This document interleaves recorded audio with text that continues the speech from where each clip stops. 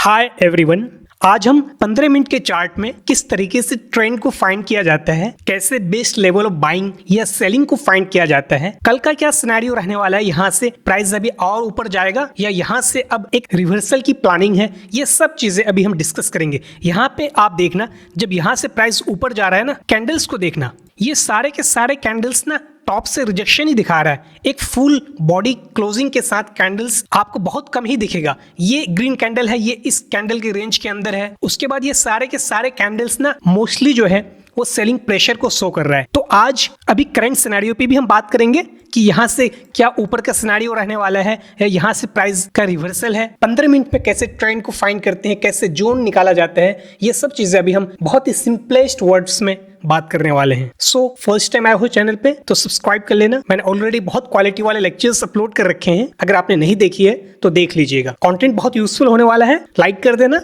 कोई भी डाउट्स हो तो बिंदास कमेंट सेक्शन में पूछ लेना, ठीक है।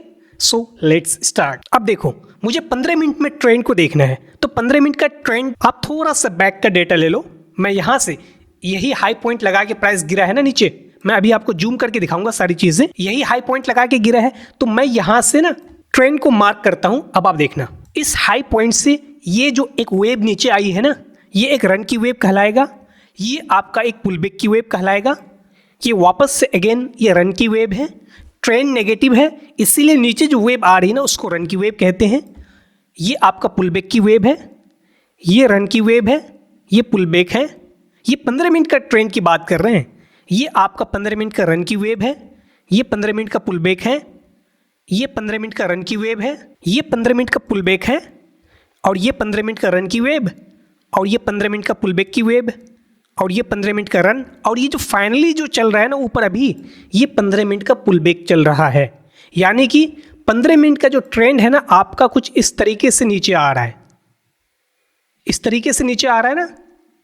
तो ये क्या है, ये एक डाउन ट्रेंड का स्ट्रक्चर है। प्राइस क्या कर रही है, ये लोअर हाई पॉइंट बनेगा मेरा, ये आपका लोअर लो पॉइंट बनेगा।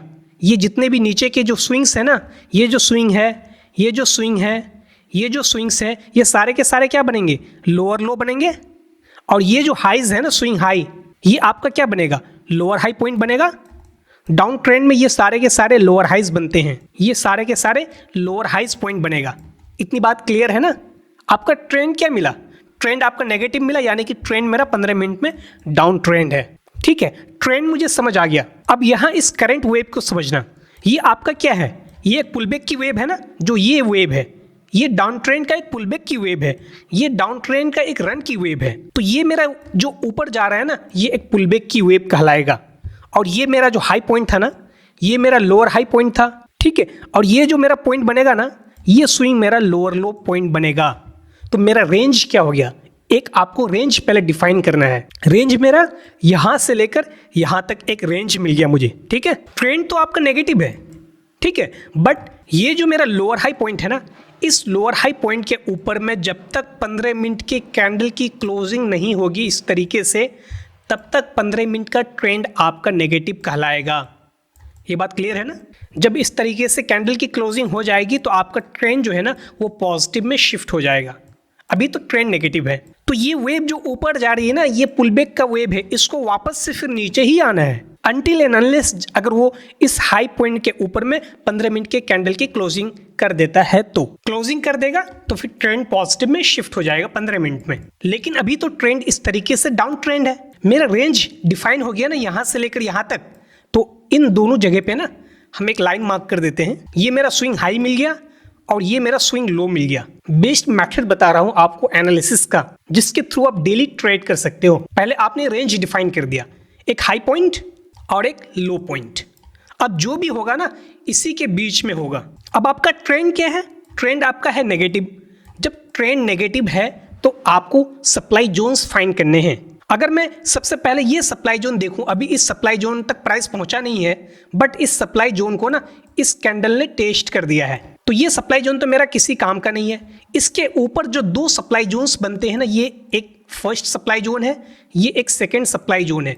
मैं सप्लाई किस लिए मार्क कर रहा हूं, मैं सप्लाई इसलिए मार्क कर रहा हूं क्योंकि मेरा ट्रेंड नेगेटिव है। अगर इसी जगह मेरा ट्रेंड पॉजिटिव होता ना, तो मैं बेस्ट जो डिमांड लेवल बनता है ना नीचे का, वो मार्क करता। अभी मेरा ट्रेंड नेगेटिव है तो मैं बेस्ट सप्लाई लेवल्स मार्क कर रहा हूं कि जहां से प्राइस में फिर से डाउन साइड एक कंटिन्यू हो सकता है। तो 2 लेवल्स मिल गए मुझे सेलिंग के, मैंने इनको मार्क कर देता हूं रेक्टेंगल के थ्रू।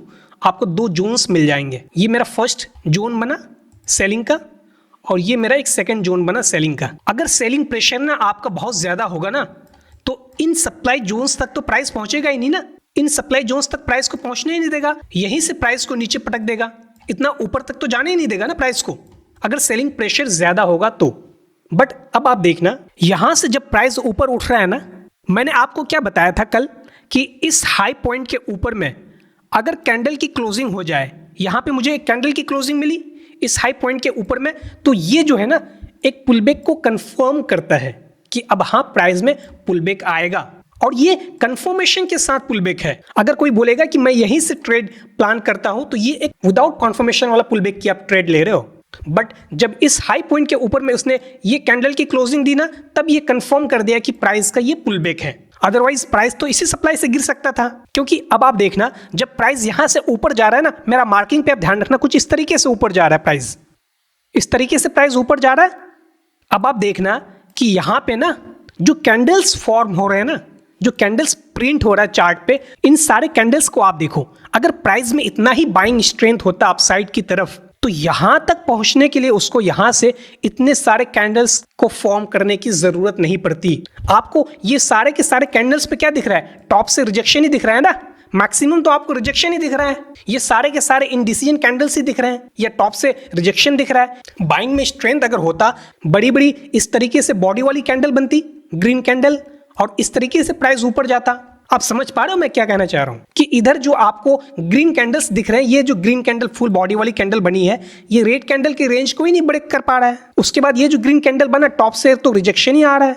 ये सारे इंडिसियन कैंडल्स बन रहे हैं, और ये जो फुल बॉडी वाली ग्रीन कैंडल बनी है ये रेड कैंडल की रेंज के भीतर ही है। तो ज्यादा तो मुझे टॉप से ही प्रेशर दिख रहा है सेलर्स का, बायर्स वाला तो स्ट्रेंथ शो ही नहीं हो रहा है। यहां से प्राइस इस तरीके से ऊपर जा रही है तो मर मर के ऊपर जा रही है। अब आप देखना मेरी मार्किंग पे आप ध्यान रखना, जब प्राइस इस तरीके से ऊपर जा रहा है ना, इस तरीके से एक छोटा छोटा पॉजिटिव नेगेटिव वेव बनाता हुआ ऊपर जा रहा है, अगर प्राइस इस लो पॉइंट के नीचे कैंडल की क्लोजिंग कर देता है तो ये जो प्राइस का एक पुलबैक जा रहा था ना, इस पुलबैक का यहीं से रिवर्सल स्टार्ट हो जाएगा, फिर प्राइस ये लो तोड़ देगा। लेकिन अगर फ्रेश बाइंग आती है, यहां से ऊपर जाता है प्राइस, तो मेरा तो 2 जोन्स है ही है ना सेलिंग का। कल अगर प्राइस जब खुले ना, अगर वो इस हाई पॉइंट के ऊपर में कैंडल की ग्रीन कैंडल की क्लोजिंग करता है ना, तो प्राइस में एक बाइंग स्ट्रेंथ आपको देखने को मिलेगा। तो इधर जो फिर डिमांड फॉर्म होगा ना, फिर इस डिमांड से आप बाइंग प्लान कर सकते हो और आपका टारगेट लेवल ये सप्लाई जोन्स बनेंगे। लेकिन अगर वो इस हाई पॉइंट के ऊपर में कैंडल की क्लोजिंग ही नहीं कर पाती है, वापस से प्राइस नीचे आता है और इस लो पॉइंट के नीचे कैंडल की क्लोजिंग कर देती है, तो यहीं से फिर आपको एक रिवर्सल देखने को मिलेगा। अगर यहां से प्राइस डाउन आता है और एक रेड कैंडल आपको देखने को मिला ना, तो ये जो जोन बनेगा ना, यही आपका सेलिंग जोन बन जाएगा।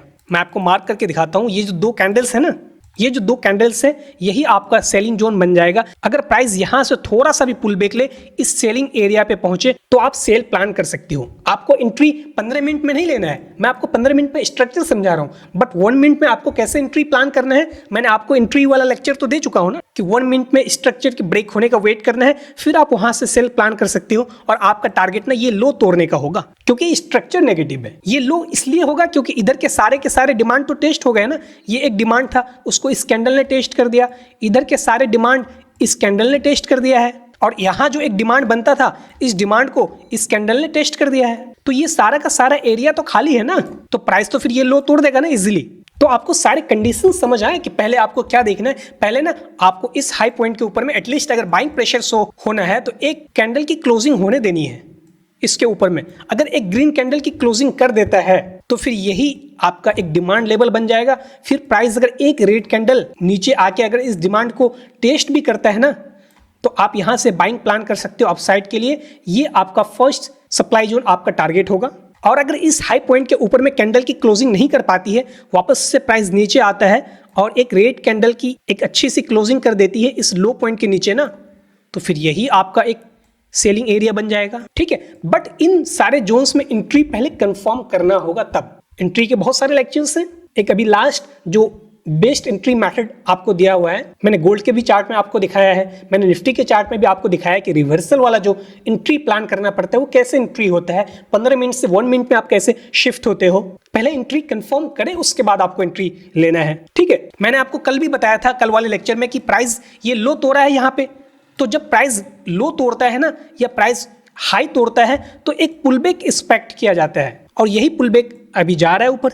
बट इस पुलबैक में आपको स्ट्रेंथ नहीं दिख रहा है। अगर आपने कैंडल साइकोलॉजी वाला लेक्चर देखा है तो आपको कैंडल्स के बारे में आइडिया होगा। यहाँ पे देखना, आप एक बाइंग स्ट्रेंथ आपको दिख रहा था ना, कैंडल्स देखो आप सारे के सारे, ये सारे के सारे कैंडल्स देखो, आपको इसमें स्ट्रेंथ दिख रहा है बिल्कुल। बट इधर के जो सारे कैंडल्स बन रहे हैं ना, ये छोटे छोटे बॉडीज वाले कैंडल्स बन रहे हैं, या ज्यादातर इंडिसियन कैंडल्स वाले कैंडल बन रहे हैं, और ये अपसाइड के लिए बन रहे हैं, इसलिए अपसाइड में स्ट्रेंथ शो नहीं हो रहा है। जल्द ही हो सकता है कि प्राइस में एक रिवर्सल स्टार्ट हो जाए, फिर निफ्टी डाउन आए और ये लो तोड़ दे, अनटिल एंड अनलेस कोई बड़ा ऑर्डर बाइंग के नहीं डले तब, ठीक है। आई होप आपको सारी चीजें क्लियरली समझ आई होगी। कोई भी डाउट्स हो तो कमेंट सेक्शन में पूछ लेना, और चार्ट पे प्रैक्टिस किया करो, ये सारी चीजें प्रैक्टिस से समझ आती है। लाइक नहीं किया तो कर देना, और तक भी शेयर करना। See you in the next one, bye.